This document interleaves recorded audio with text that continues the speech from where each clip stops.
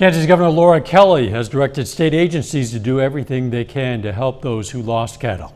Temperatures in our area have also been high, of course, but cattle here are not dying. KOIM's Chris Warner explains why. We spoke with Kaylee Johnson in the Producers Co-op in Girard.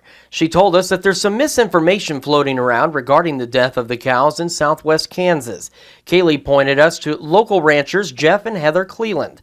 They both say they've heard some of the stranger stories being passed around. One of the ones that I've read on the internet was somebody dropped some clover out and poisoned the cattle.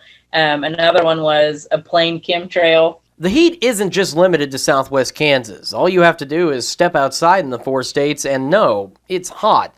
So why haven't we had the same issues with cattle here?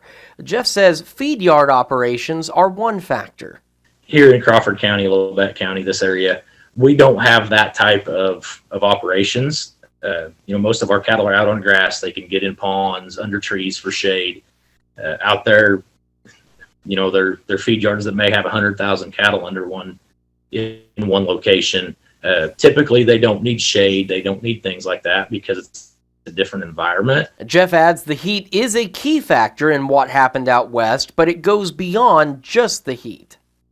This was the first really big heat event out there, so the animals hadn't got a chance to acclimate. The 15th of August, when there's no humidity and the wind's blowing 20 miles an hour and it's been 100 degrees for 2 weeks, the animals are accustomed to it. The 10th of June, when it just rained and it's really the first hot week because we've had a fairly cool spring, that's what was the perfect storm to really to do what happened. I'm Chris Warner for KOAM News. Jeff says that high number of cattle deaths should not have an impact on beef supply.